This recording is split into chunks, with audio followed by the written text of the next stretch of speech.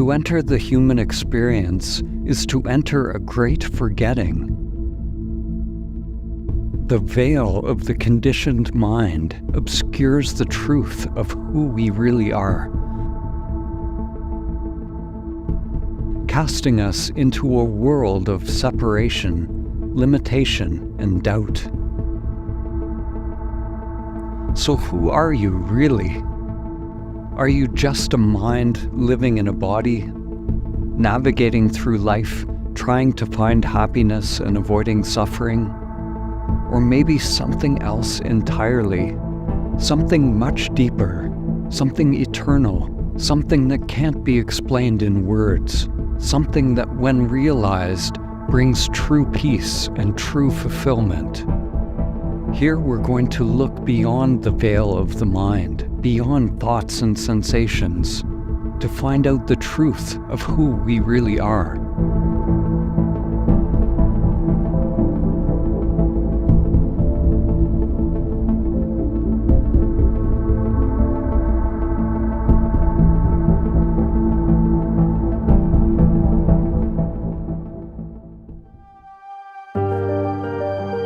So what is the mind? Throughout history, this question has been asked countless times. From humanity's earliest spiritual and scientific inquiries, the human mind has been conceptualized and understood in various ways across different cultures. Humans have used philosophy, psychological and scientific theories, as well as methods of direct investigation to penetrate the mind's secrets, to find out who we are beyond the mind and body. Ordinarily, we think of mind as being maybe something inside the head, like the brain, and it's to do with thinking and cognition. But the mind is much deeper than this. The mind is actually a duality. It's also known as Maya, or illusion. It's also known as ego. In Latin, the word ego means simply I. When the sense of I is limited to something, it is Maya, illusion. But when it's unlimited, when it wakes up as consciousness itself, within which all phenomena arises and passes away, then there's no longer an identification with a separate I. The true meaning of the word I is infinite awareness, infinite consciousness. That's the only I, or the only self there is. However, for most of us, our sense of ourself has become so entangled in the content of experience, thoughts, images, feelings, and so on, that we don't perceive ourselves as we essentially and originally are. But we know ourselves in a modified way, mixed with the content of experience. And this mixture of the true and only I, of infinite awareness or infinite consciousness, with the content of experience, makes for this illusory self, which is what is usually referred to as the ego, or the separate self. The ego is an idea, very persistent, very strong, very solid, that we are a person, a separate entity inside a body-mind, or sometimes we think to be just a body-mind. The ego is an aspect of the mind which forms at a young age, and it's that aspect which gives us a sense of, I am an individual me. The ego is literally a made-up entity, and it's not real. And it's that which we identify as the body. It's the part of the mind that thinks it's separate. The ego is the personal sense of me, but it's not the true self. It's a whole imagined construct of me. It's not ultimately who I am. Ultimately who I am is that which is deeper, this underlying presence that's always here. The dualistic mind is made of two fundamental aspects: the witness and what is witnessed. There's the phenomena of the world, made up of sensations, perceptions, and egoic preferences. And then there's this sense that there's an I that is separate, witnessing. Awakening is waking up from this duality, from this split between witness and witnessed, between subject and object, to realize primordial awareness that is ever present. If you look at young children don't have an ego, and they live in a state of participation. They live in a state of exhilaration because they are not separate to the world. When we're born, we're dependent and we don't yet have conceptual thinking. As we develop concepts and what's called self-awareness, which is the ability to reflect on what we're doing in order to become independent. So that thinking process becomes this internal identity. The formation of the ego begins soon after birth. We begin to develop a personal identity, which we eventually call I or me. The mirror stage in human development is the point at which a child recognizes themselves in a mirror, usually around 6 to 18 months of age. And it is just one part of the formation of the ego via the process of identification. It's not that we get our ego from recognizing a character in the mirror. It's part of a socialization process or conditioning, as those around us begin to treat us as a separate person, as a separate I. We learn to identify a sense of I through the sensations that arise on the body, through perception and conceptualization of things. The mind divides and separates one thing from another, and then we develop preferences towards those things.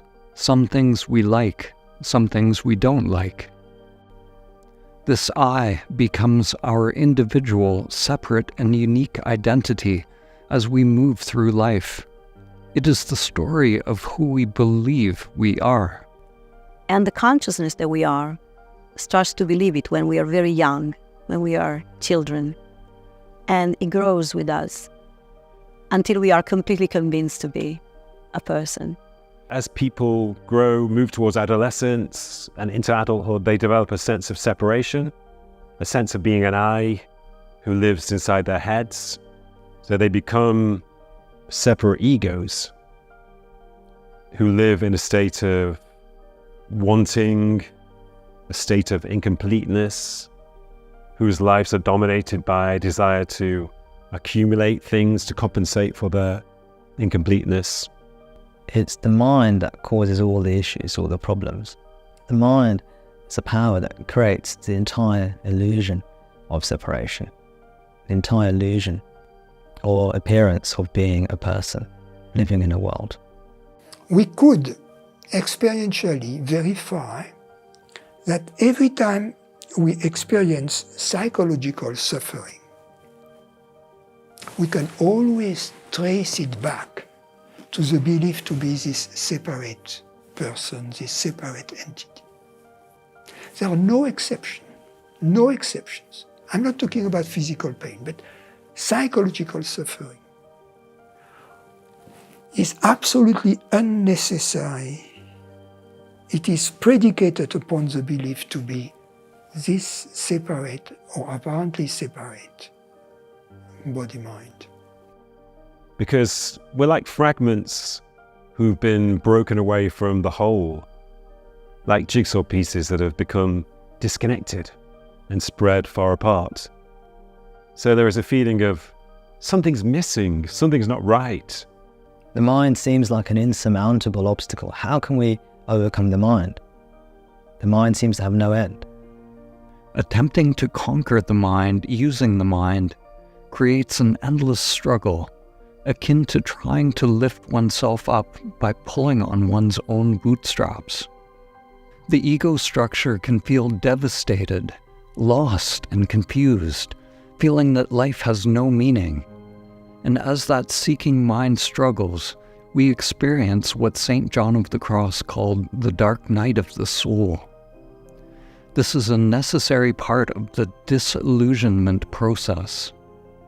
It is only by letting go of seeking and the false identification with the seeker that we come into direct union with life.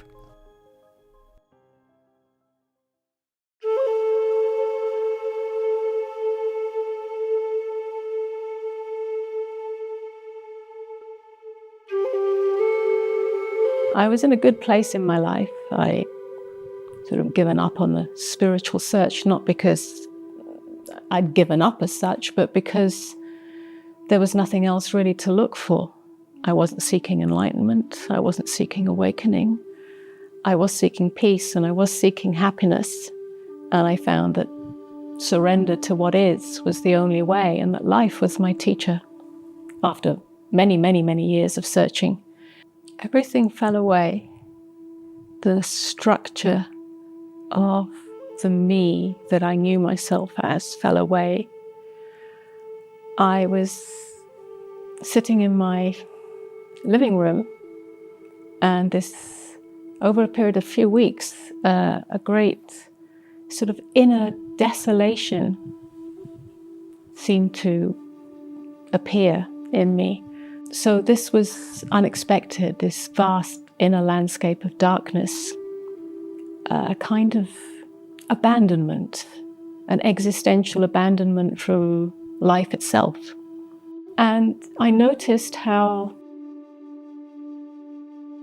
the mind's movement wanted to move away from this inner landscape of darkness.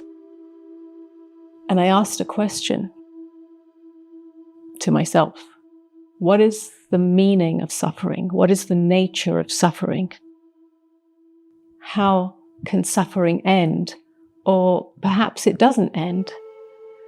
And in that question, what arose was this willingness to not move from where I was, to not move away from that dark landscape, and to surrender in that, even if it meant the end of me. And I didn't know what that meant, the end of me, but it came up as a kind of knowing that wasn't yet conscious. And in that moment, totally unexpectedly, the whole structure of self died. It's like the whole me identity died. And surprisingly, there was a merging with life itself that ended the separation between me and life. And from that point on, I knew that I and life are one. There is no separation, it's all in the mind's movement.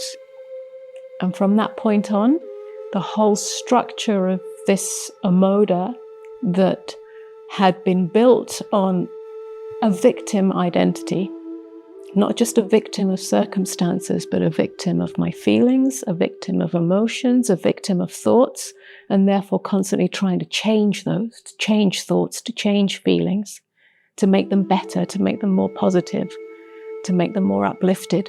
That ended. And without the victim, it was as if I was born anew. So I died and I was reborn in that. It's like all the veils of perception that were built on the identity of Amoda as a me, with her history, with her thoughts, with her beliefs, with her experiences, just came undone. So it was totally naked from that moment on, and it's never changed since then.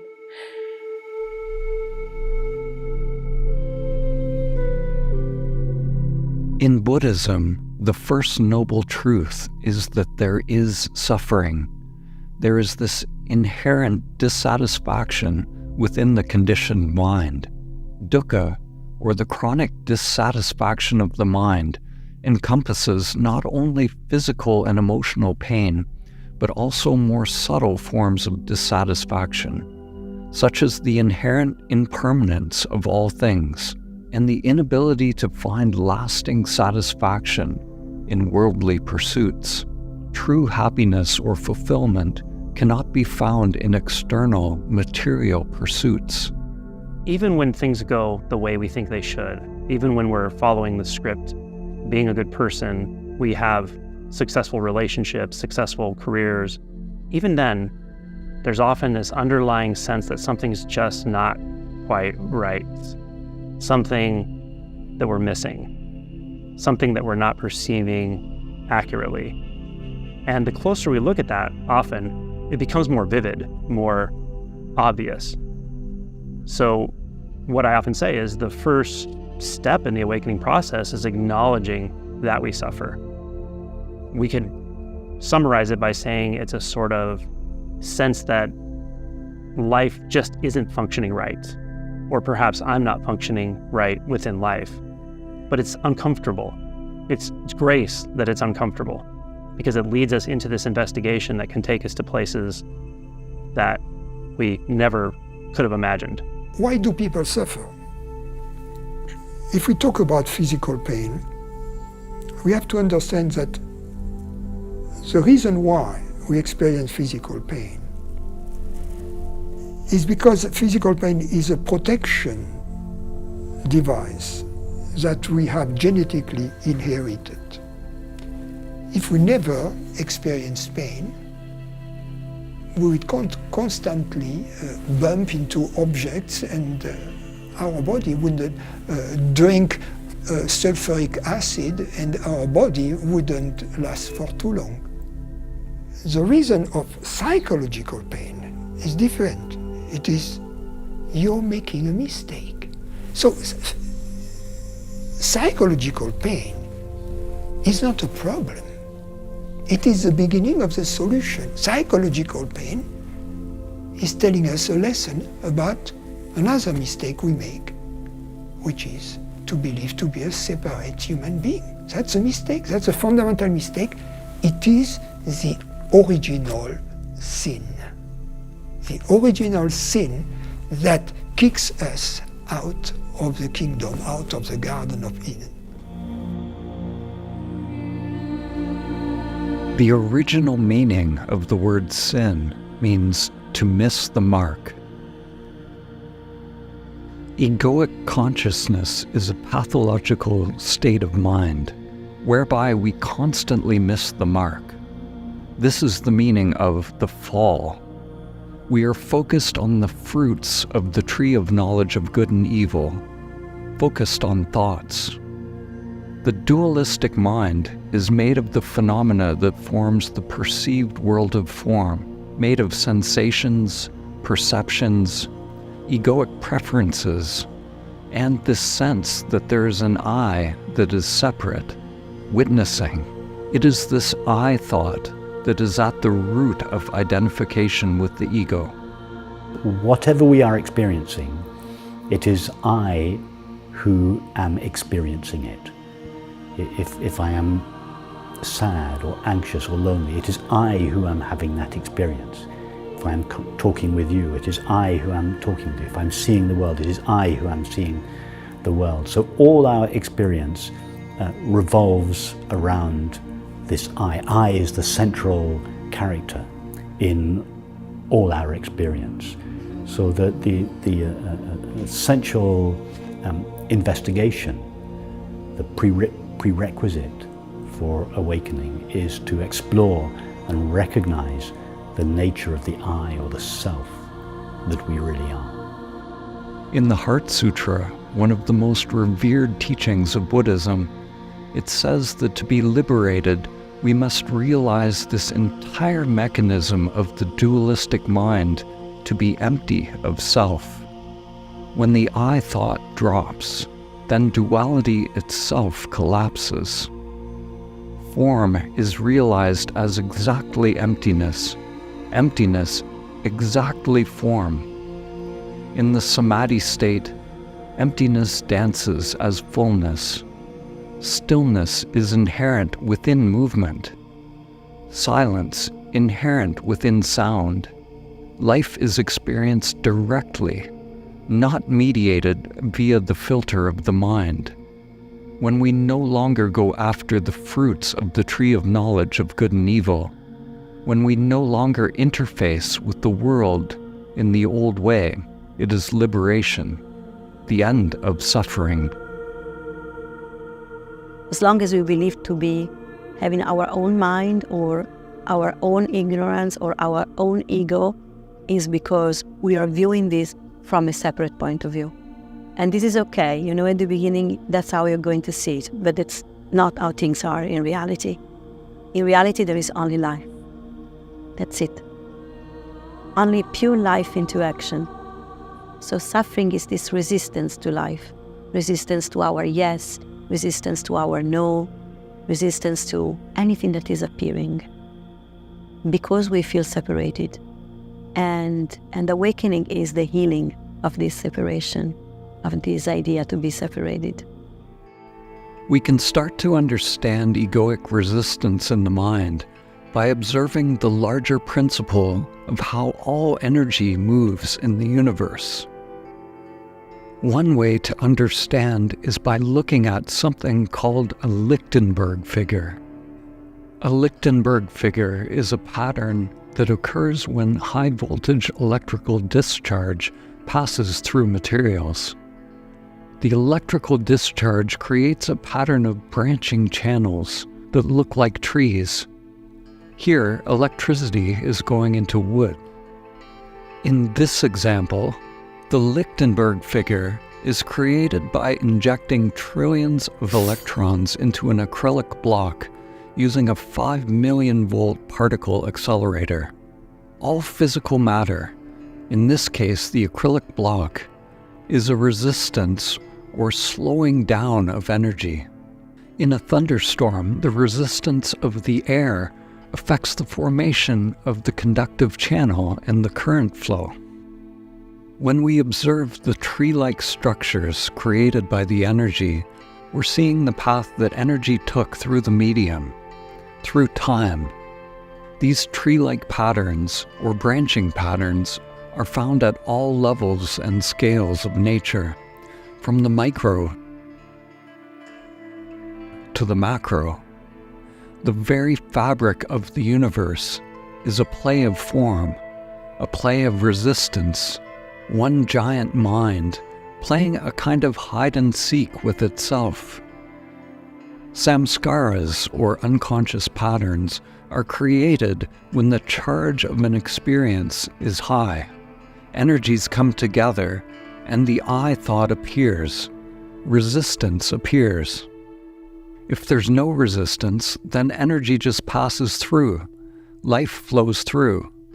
But when there's resistance, when I appears, then the energy branches off, creating new pathways in the unconscious mind.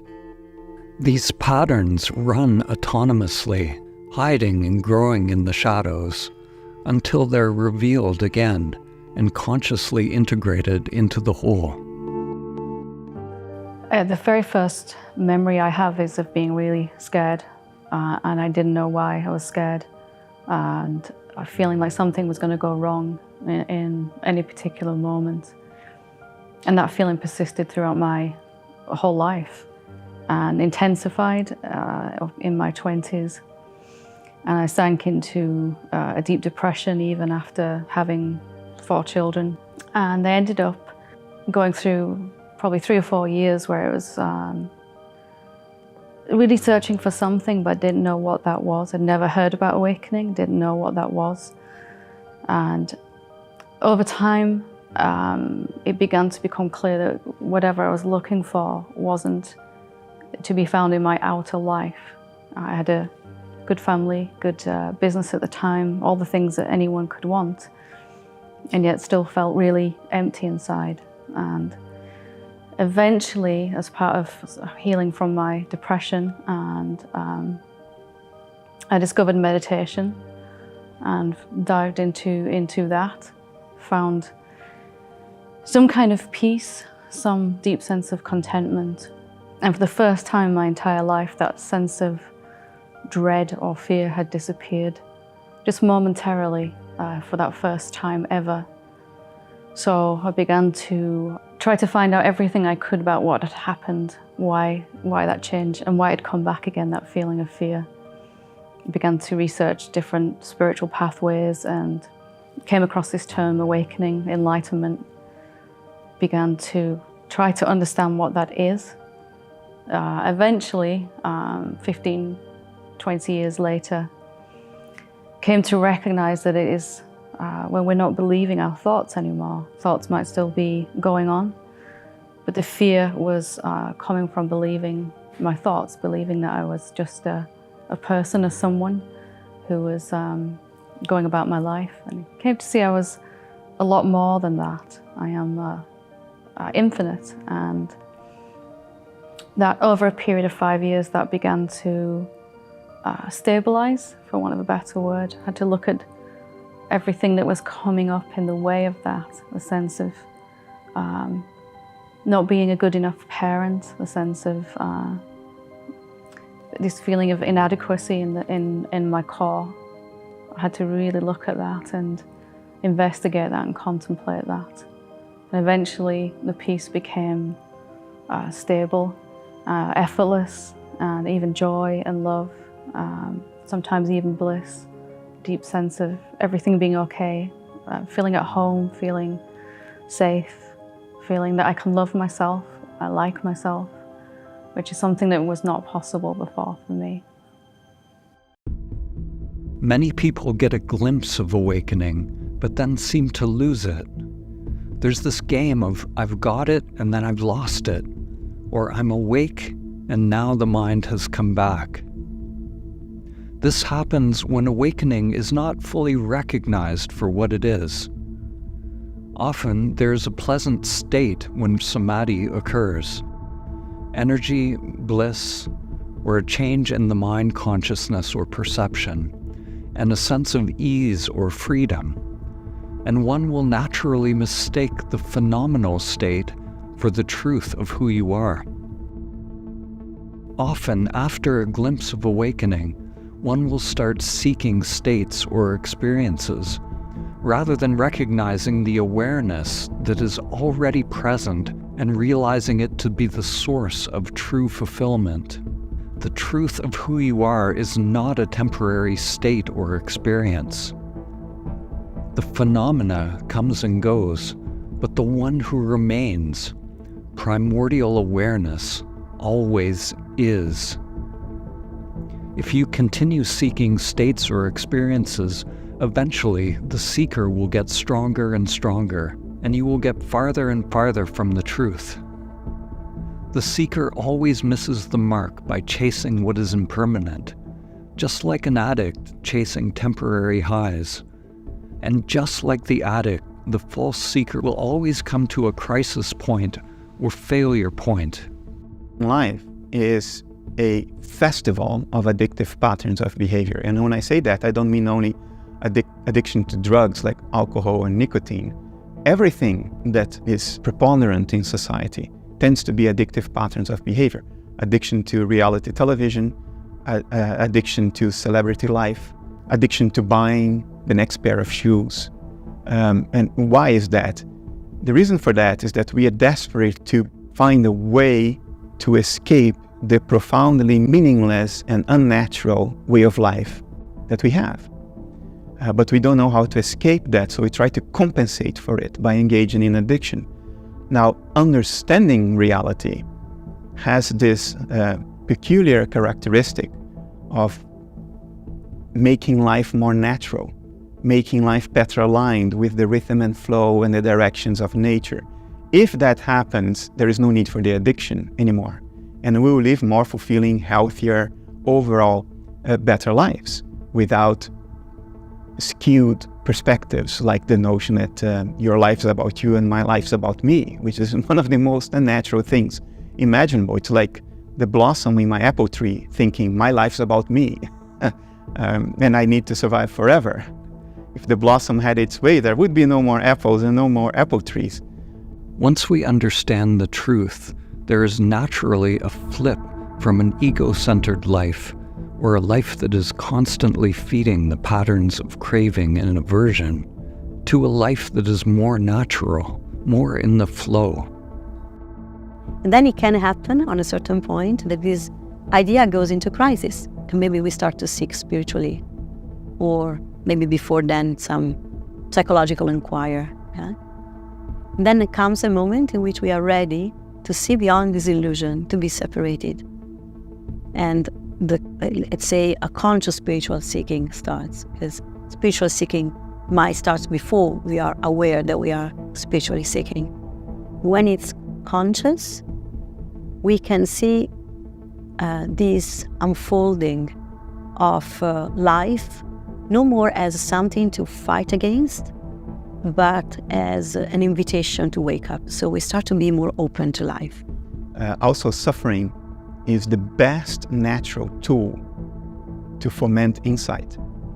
We don't ask the deep questions unless we are suffering. If you're not suffering, we just sort of ride the wave of life in a very Epicurean, light-hearted, superficial manner. And we never stop to think about what is happening, who am I, what is this about? You know, what is the purpose of it all, what's the meaning of it all? We don't ask those questions unless we suffer. So suffering is a tremendous tool. It's very conducive to insight. Now, we make it worse than it needs to be. We invent unnecessary, superfluous suffering. I like to call it meta-suffering. And meta-suffering comes from that little voice in your head that says, you are suffering and you shouldn't be. That doubles the suffering right there. Because now, not only do you still have the suffering that's natural and part of your life and you can't avoid, now you have the meta-suffering for being at war with nature, for being at war with the original suffering. The game is not to get rid of a natural process conducive to insight, a key tool of nature. The game is to not exacerbate it unnecessarily by waging war against it. When we drop resistance to suffering, then it is no longer suffering. It transmutes into something that is for your benefit. Often in spiritual circles, we hear the phrase, love what is. It is possible to love whatever pain is arising by learning to surrender egoic preferences, understanding that what is arising is simply intense phenomena that actually takes you deeper into connection with life. By remaining equanimous with what is, we begin purifying the patterns of resistance within the ego structure. This brings us to the surrender paradox. The surrender paradox is realizing that whatever you resist persists. The resistance actually gives power to the ego. The ego is nothing but the resistance itself. Sometimes on the path we get the idea that we shouldn't experience this or that emotion. We might feel that we're regressing if we feel hate or anger. The experience of the full range of human emotions is necessary.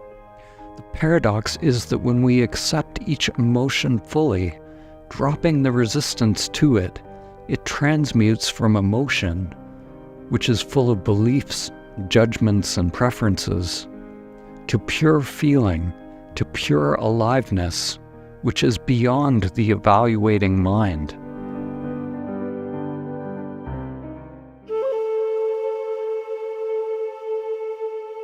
There's a famous story in Zen that illustrates this point.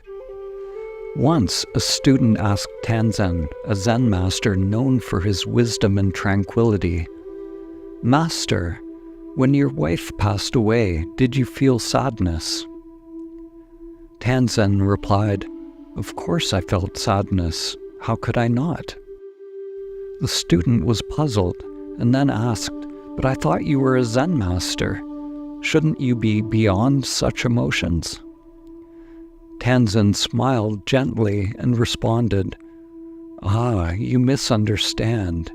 When I felt sadness, I allowed myself to feel it fully, to experience it deeply, and in doing so, I honored the truth of that moment. Then, like clouds passing through the sky, the sadness came and went. But the sky, the vastness of my being, remained unchanged."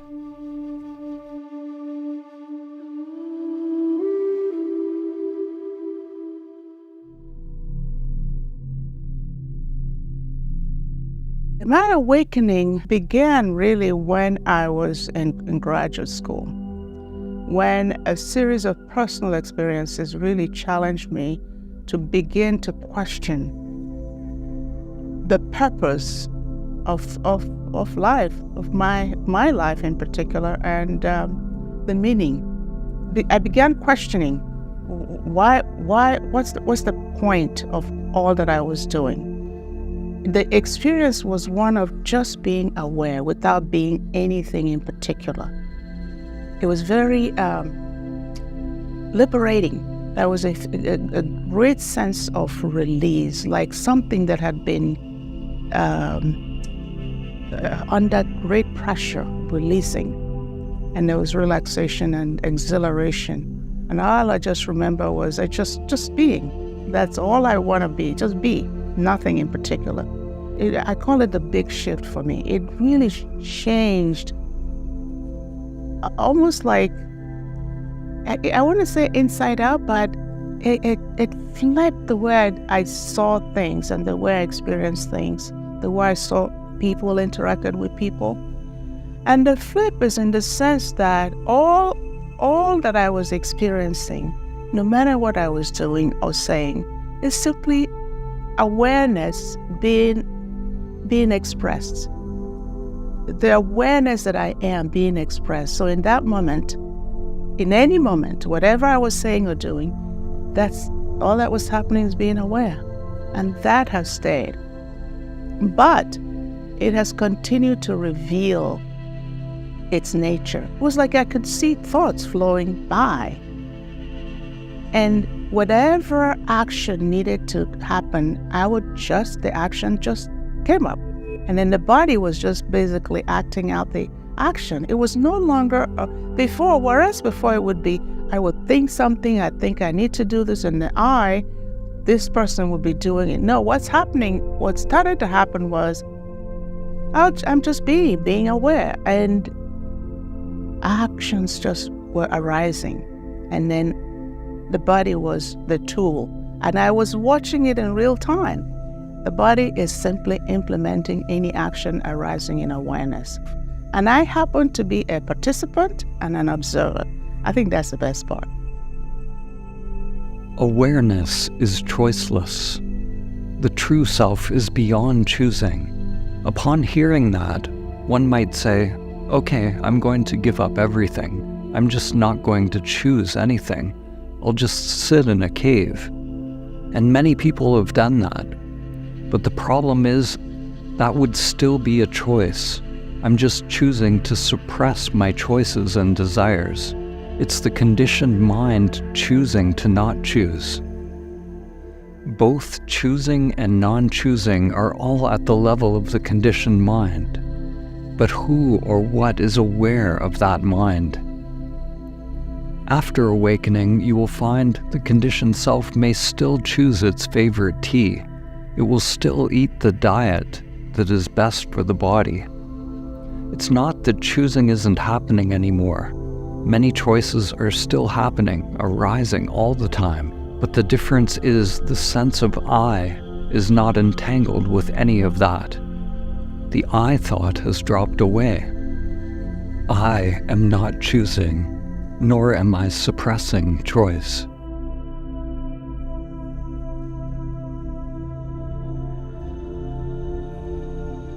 So waking up is like demolishing these invisible walls of the ego, this armor, and recognizing our oneness with it all. And the result is outstanding, because we discovered that we were not suffering anger, pain, sadness. We were suffering our refusal of life. And we can learn to be so open that we are consciously one with life as it is. We'd rather feel good than suffer. That's just normal. Something in the human being, the ordinary species of Homo sapiens, would rather feel good than feel bad. And I think that in the times when we become aware that it actually feels good to be conscious, something in us registers in the ordinary human brain, oh, I like this. This is possible. And it reinforces itself. Awakening can happen in stages, gradually, or it can happen all at once in a radical flip where we suddenly know who we are, as if waking from a dream, as if we've been asleep all our lives in our dream character. To stay awake, there is an ongoing purification of the self-structure required. Even if we have a full awakening, it is important to be vigilant, to not believe the next thought, to remain equanimous with what is when unconscious thoughts surface. Otherwise, the unconscious patterns of the mind may obscure the truth. The unconscious must become a transparent unconscious. If we do not face what is in the unconscious, we'll fall into what has been called spiritual bypassing. Spiritual bypassing refers to the tendency of some individuals to insist that they are already awake in order to avoid dealing with difficult emotions, unresolved psychological issues, or real-life challenges. The egoic mind can appropriate a glimpse of awakening and keep one from living from that place of truth. I was sitting on my bed, thinking about the mammogram I was about to go for the next day, and it had always been an extreme anxiety-producing experience, which I had once a year. And I was tired of feeling so scared, tired of being afraid of dying. And I was sitting on the bed, and out of the blue, I had this thought, couldn't I do this thing tomorrow without freaking out? And there was a thought, really, just a thought. But suddenly, I felt this surge of a realization that I could indeed. And I didn't know how I knew that. I didn't know what had just changed, but something clearly had just changed. And I was stunned. And I suddenly knew that it was going to be different from all the terrible anxiety I'd had all the years prior. And that didn't mean that the mammogram was going to turn out fine. It didn't mean I didn't have breast cancer. That was really bizarre to me. It was a stunner. And I got up and went into my partner, who was busy at his computer. And I just stood in the doorway, and he finally looked up. He realized I was there, and he said, "What?" And I said, "Something's just happened." And I told him. In the coming days, little by little, I began to realize it wasn't just that fear didn't seem to animate me anymore. I felt peaceful, completely without my ordinary ongoing stress. My mind was still. My outer life was basically the same. But it was many months before I understood that this was awakening that had happened. It was a long time, really. All I knew was I didn't hurt anymore in the way I had. And my mind was quiet. And it's been like that ever since. There can be no memory of awakening itself. There is only memory of experiences and phenomena. Whenever there is a memory, there's always some resistance trace in the mind. This resistance trace is the original repetition, the beginning of the I thought. Awakening itself does not leave a trace in the mind. It is not an experience. Primordial awareness wakes up to itself, in the now, unmediated by memory and the filtering of the mind. If we are chasing any state, any experience, and trying to live there, then we've missed it. If it comes and goes, if it's not here now, then it's not your true nature.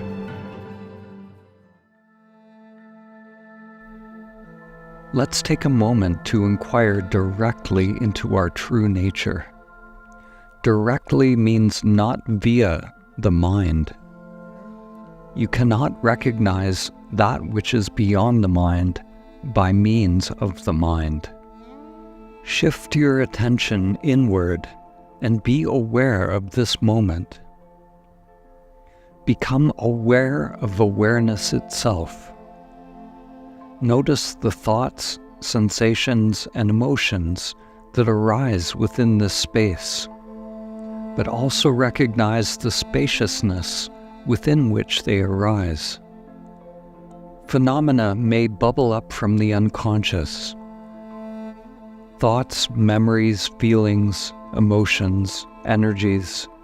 This is a natural clearing process that unfolds when we inquire. Just be open to anything that arises as a result of your inquiry. Allow yourself to abide in the natural state of the mind, free from the limitations of conceptual elaboration.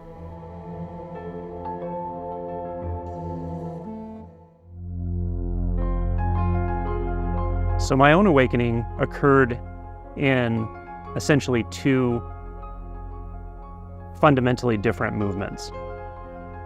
I approached the initial shift from a place of suffering, profound suffering. And I had known that it had something to do with thoughts. It had something to do with the way I was thinking, the way I was perceiving the world, the way I was perceiving myself.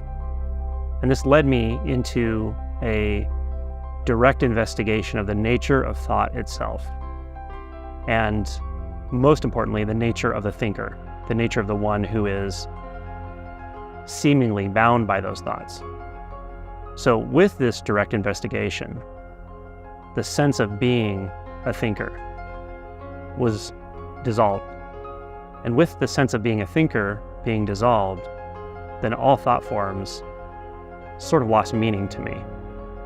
What I didn't realize is when that happens, we're left with a sort of pure or unbound conscious experience. And to me, that was tremendously peaceful, tremendously relieving of my suffering. That was the first part of my awakening.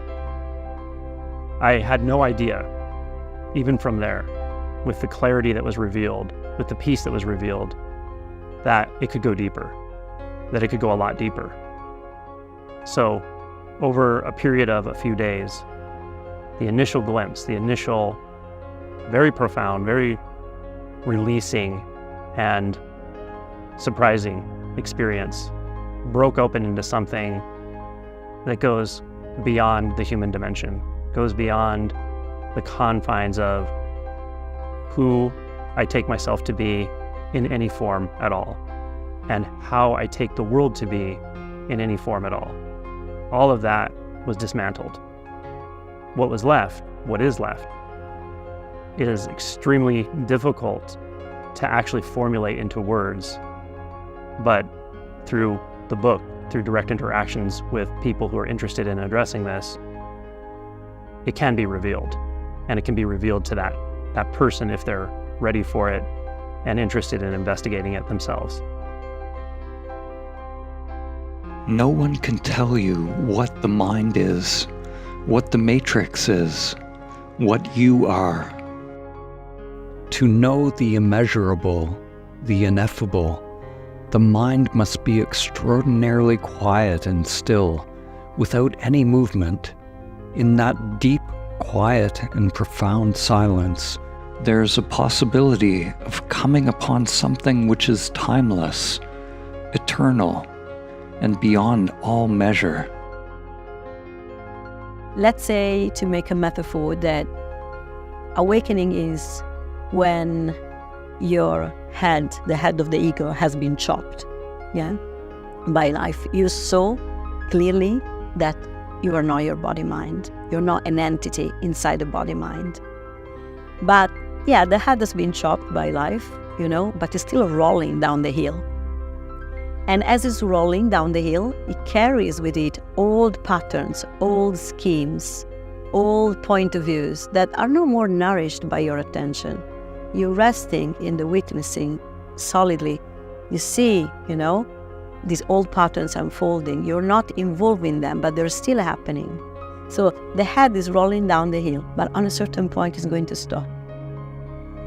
No more movement of old karmas coming into action, no more pattern emerging that you need to look and dissolve. They're gone. And that's moksha, that's liberation. What I've been seeing is a progressive opening up to seeing life not as a person inside a body, but as a peaceful, silent witnessing of it, in which there were moments in which there was just actions, but there were no doer of those actions. I don't know, a dog was barking, it was just a barking in the silence, or there was somebody walking, or my body walking, and it was just a walking, not a somebody walking. And this was accompanied with the silencing of the inner dialogue that was sometimes accompanying my life.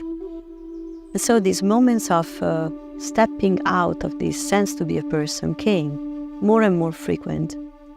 And as this was happening, everything that I thought to be, or, to be engaged in life, started to have a different sense. Instead of seeing like life against me, or difficult for me, or trying to ask, to pray for a change, I started to become able to see. There was the starting to become able of seeing that, all that was aiming to something higher, to open my heart more, to be more available to life. I started to see that what I called accidents or mistakes or things I didn't like, they were not wrong, and they were not against me. They were actually showing me a deeper reality with which I was not in contact with. So all prayers became more like an amen, thy will be done. All requests were more like, help me to see where, I'm still refusing life, where I'm still refusing something, where I'm suffering because I say no to the unfolding of life itself.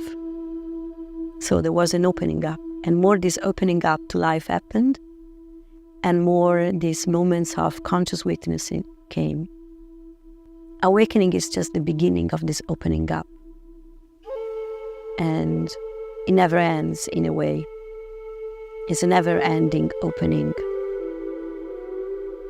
And more this happens, and more what we still see as difficult, as contraction, as fear, you really see that it's a trampoline towards a higher love, dimension of love, of peace, of compassion. And we are all in it, even those who think they are not. We are all taken in it.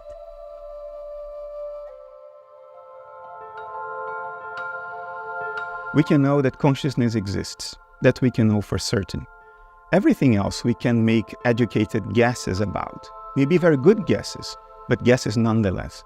Consciousness is the only pre-theoretical given fact of nature. Everything else are theoretical abstractions that arise within consciousness. Consciousness is the sole axiom of nature. That it exists is the only absolutely certain thing in nature. And I can assure you that based on reasoning and the empirical evidence coming out from foundations of physics, coming out from the neuroscience of consciousness, it has become extraordinarily unlikely that consciousness is not fundamental. To think of consciousness as secondary or epiphenomenal leads to all kinds of insoluble problems. So there is excellent rational and empirical reason to take consciousness as at least one of, if not the only fundamental building block of nature. Physics is fundamentally a science of perception. It's an attempt to account for the patterns and regularities of the world we perceive. It does not attempt to transcend perception. Even when physicists use instruments like telescopes, microscopes, oscilloscopes, or whatever scopes you want, the output of these instruments still needs to be perceived. So everything in physics gets filtered out through the paradigm of perception, so to say. Physics is a science of perception. Therefore, it does not make any attempt to see fundamentally beyond the physical or fundamentally beyond matter, because physicality and matter are just other words for the world we perceive, for the contents of perception. Life is the instrument for its own understanding. To understand life, you don't unplug from life. You don't unplug from that which you're trying to understand. What you do is you pay attention to what's happening. Try to capture the nuance. Ask yourself, what is this about? Why is this happening? What does this mean? Life in the world is a book to be read and deciphered. But we may get so caught up in an understandable need to suffer less that we forget to read the book. We forget to pay attention, while the book is the key to its all decipherment. If you decipher the book of life, you will automatically suffer less. But you can't decipher it if you're not with your eyes on the ball, if you're not paying attention. Life is the tool to its own understanding. All the great religious and spiritual traditions were founded on this understanding, namely that there is one infinite and indivisible reality which shines in each of us as the experience I am, and which appears to us as the world. In other words, there is an ocean of being, so to speak, that underlies everyone and everything, from which everyone and everything derives its existence, in which everyone and everything lives, and into which it vanishes when it disappears. And this is really the founding principle of all the great religious traditions, the recognition of the unity of being. The first Hermetic principle is that the all is mind. The universe is mental. Wherever we look is the one mind. As Rumi said, "Wherever I look, there is the face of God." Whether we peer into the micro-world or into the macrocosm of space, we find the one mind. Here is an image of human neurons, and this is a simulated image of dark matter distribution throughout the universe.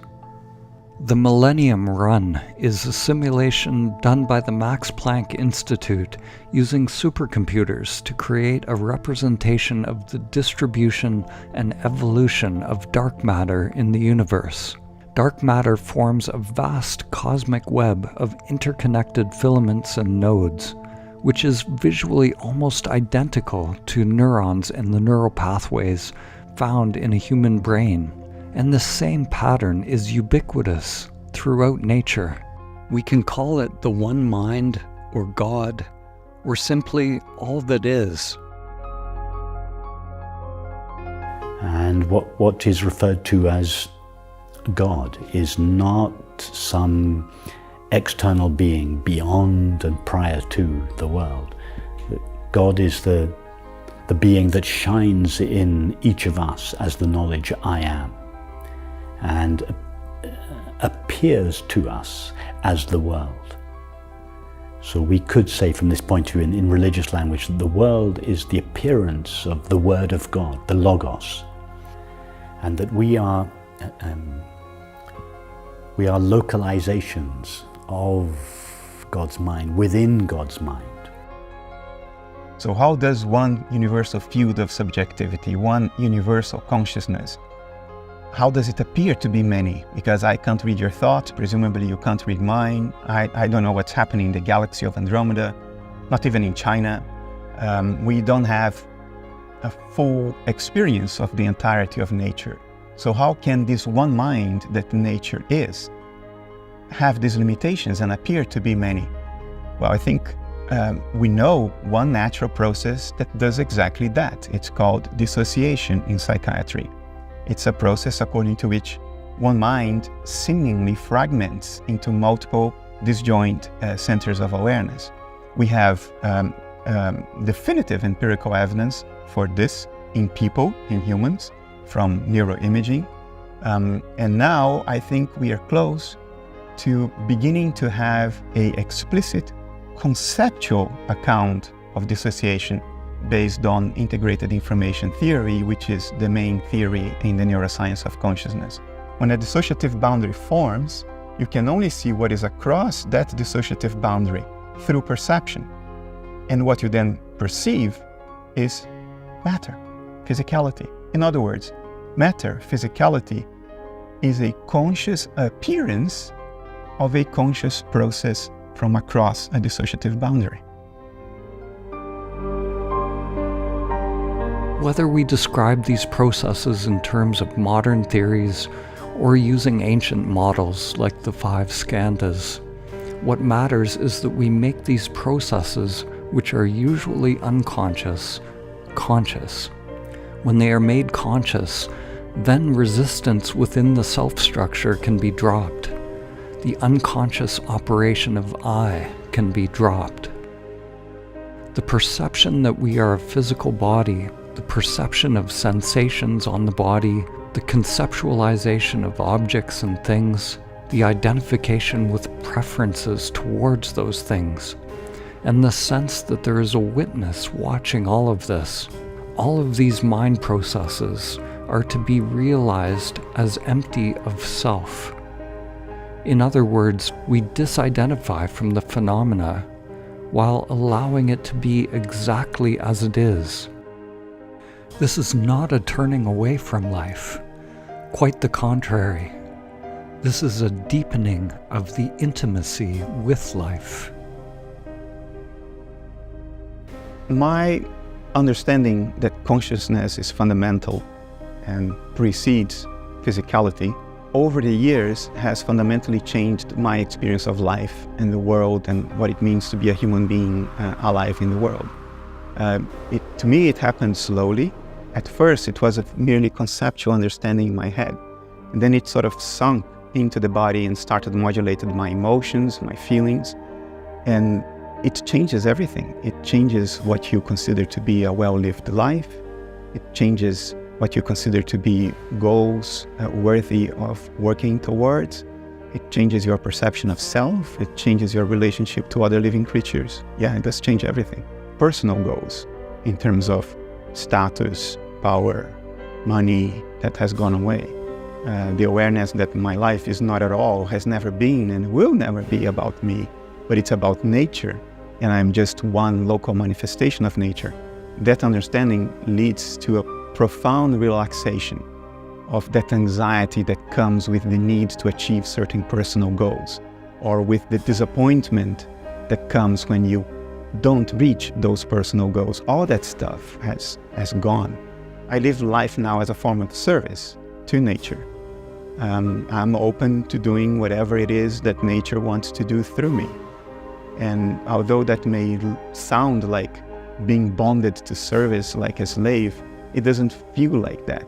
It feels like I no longer have the oppressive, overwhelming responsibility to make myself personally happy, which is the most oppressive idea that the human mind can have, which is that your life is about you and therefore you have the responsibility to be happy. So when you fail on that, it's your failure. And then you start regretting it. Now that has gone. It has disappeared. That's one of the things that changed in my life. A deeper understanding of reality is directly conducive to empathy, to mutual respect, to non-egoic purposes it's conducive to less addictive patterns of behavior. So there is absolutely no doubt that if humanity's understanding were deeper and more pervasive, life would definitely be better. The solution to the world's problems is to recognize the true source of the problems, which is the ego that operates only for its own interest. It doesn't matter what the ego engages with, politics, religion, economics, or education, as long as it operates from the false premise that there is a separate I, then we will continue to perpetuate suffering and separation. The only solution for humanity now is to wake up.